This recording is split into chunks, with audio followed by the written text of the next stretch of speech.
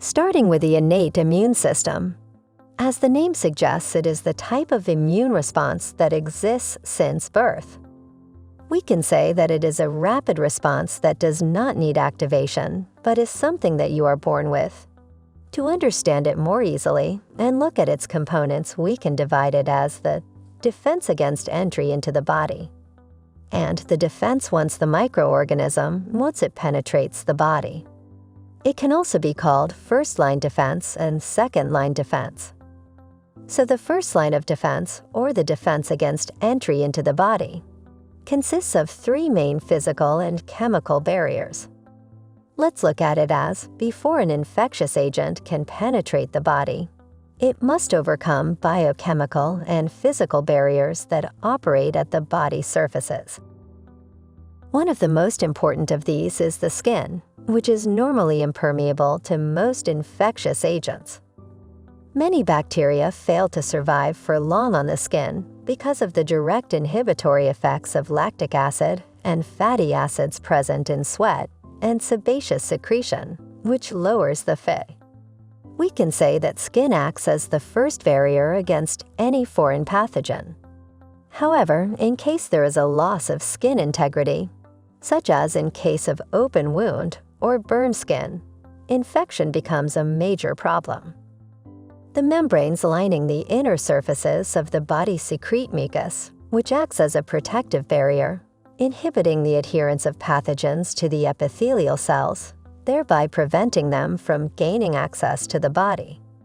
The microbial pathogens trapped in this mucus may be removed by mechanical means such as ciliary action, coughing, or sneezing.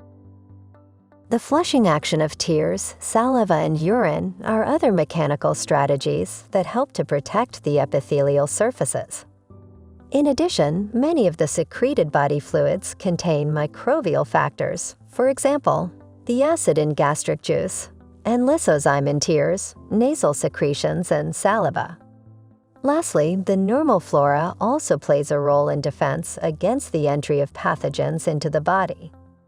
The organism of the normal flora fight against foreign pathogens in three ways. They suppress the growth of many potentially harmful pathogens at superficial sites by occupying space.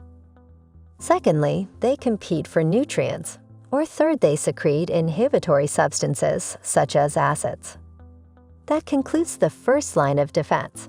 As mentioned before, the human body has many natural barriers to prevent entry by microbes, for example, the skin and mucous membranes. However, if these barriers are broken, such as after a cut, microbes and potential pathogens can enter the body and can begin to multiply rapidly in the warm, nutrient-rich systems, tissues, and organs. That is when the second line of defense comes into action. As for the second line of defense, the innate system uses nonspecific cells, such as phagocytes that carry out phagocytosis and molecules, such as complement components, to attempt to eliminate invading organisms. Inflammation is another mechanism through which the body fights off a foreign invader. So in short, the innate system executes its function in the form of phagocytosis, complement activation, and inflammation. Let's look at these three in some more detail.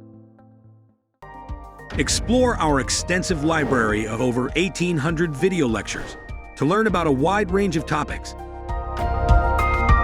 Only on sqadia.com.